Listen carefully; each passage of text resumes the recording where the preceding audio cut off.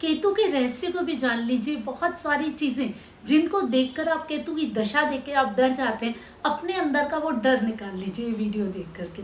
नमस्कार, welcome to my YouTube channel. मैं रमा जोशी, ज्योतिषी, रेकी हीलर, वास्तु कंसल्टेंट, अंक शास्त्री और ऑरा रीडर। जब भी राहु केतु की बात आती है, डर सबको लगता है। राहु को तो मैंने बता दिया आपको सरल भाषा में, अब मैं केतु भी बताती हूँ। केतु क्या है आप समझ ली। पहले तो मैंने बताया कि हमारी आत्मा की गांठें हैं केतु, जो कि हम लेकर के आए हैं, हमें खोलनी है। हम अपनी आत्मा से कैसे जुड़ेंगे? ध्यान से, मेडिटेशन से, साधना से, पूजा पाठ, अकेला रहना। जब हम अकेले रहेंगे तभी तो अपनी ऊर्जाओं से जुड़ेंगे। हमारे अंदर की जो ऊर्जा है ना, वो है केतु। जो हमारे शरीर के आसपास की ऊर्जाएं हैं, जैसे हमारी ऑरा जिसे हम कहते हैं, वो है हमारा राहु। जो उसकी गर्मी है ऊर्जाओं की, वो राहु है। तो हमारे अंदर की जो नाड़ियां हैं, जो भी हमें नहीं दिखने वाले 7 चक्र हैं, वो सब हमारे केतु से जुड़े हैं। हमारी आत्मा, हमारी कुंडलिनी शक्ति सब केतु से जुड़े हैं। केतु मोक्ष है, केतु विरक्ति है, किसी भी चीज का मोह नहीं है केतु।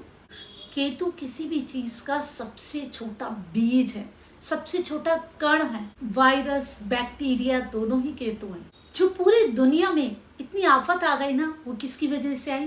केतु की वजह से।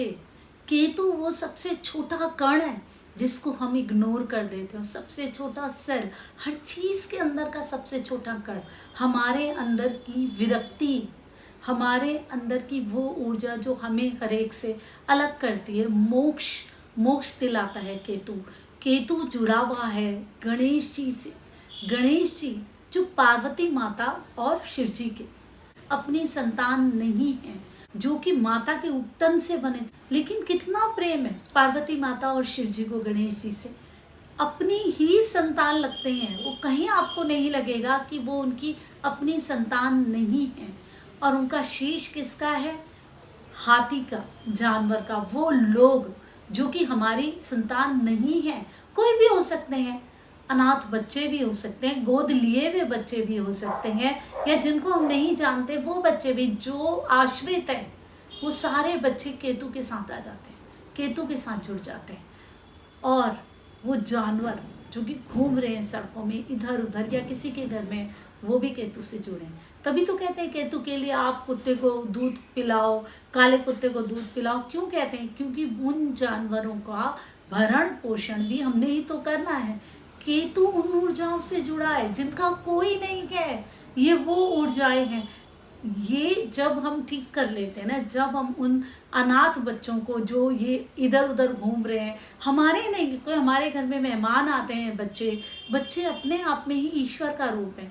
जब वो आते हैं, हम उनको प्यार करते हैं, उनकी केयर करते हैं। बच्चे साझे होते हैं, ये बोला जाता है।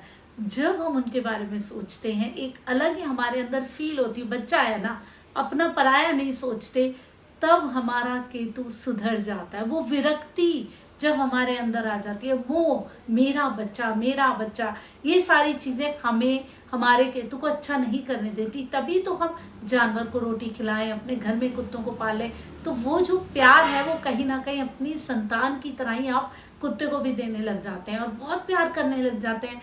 वही प्यार बाकी बच्चे भी डिजर्व करते हैं। बस यही कह रहा है केतु, आप वही प्यार सारे बच्चों से करने लगिए, जानवरों से करने लगिए, अपने आप ही आपका केतु सुधर जाएगा।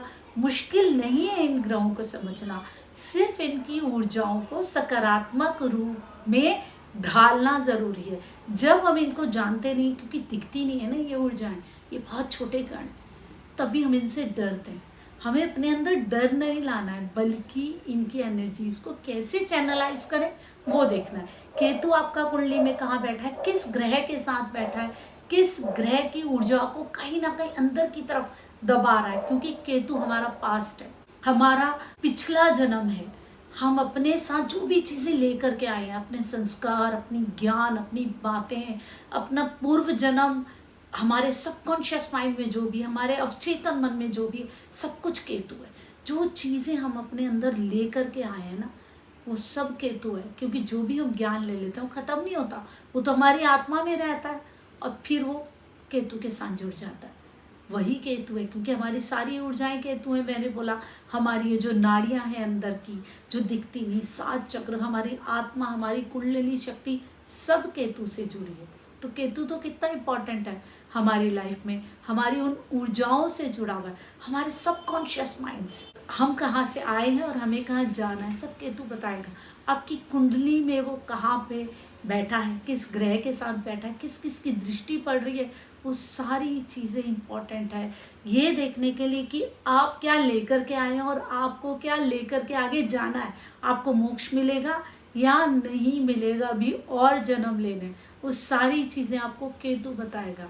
आपके अंदर की विरक्ति है, साथ में रह के भी किसी भी चीज़ से अलग रहना केतु है, क्योंकि बीज है ना, वो तो पेड़ का कभी दिखता है पेड़ के साथ नहीं दिखता, लेकिन वो तो जो दिखता है वो अलग बीज होता है। जिस पेड़ से, जिस बीज से पेड़ बना है वो नहीं दिखता है, तो वो बीज है केतु आपके अंदर का। वो ऊर्जा कभी भी नहीं दिखती, लेकिन वही चलाती है, वही आगे लेकर के जाती है। कितना इम्पोर्टेंट है केतु, आपकी कुंडली में कहाँ बैठा है वो भी बहुत इम्पोर्टेंट है। तो अपने केतु को ठीक कीजिए, उसकी ऊर्जाओं को ठीक कीजिए, चैनलाइज कीजिए। फिर देखिए जब आपके राहु केतु सुधर जाएंगे ना, तो जीवन जीने का आपको आनंद आने लग जाएगा। लेकिन आप बताइए, क्या विरक्ति आसान है? क्या ये मोक्ष आसान है? क्या आप हर बच्चे को अपने बच्चे की तरह देख सकते हैं? क्या इस फील को आप ला सकते हैं? ला सकते हैं तो आपका केतु अच्छा हो गया। तभी तो आपको कुत्तों को रोटी देने के लिए कहा जाता है, ताकि आप उनके साथ भी वो प्यार महसूस कर सकें जो आप अपने घर के सदस्यों के साथ कर रहे हैं।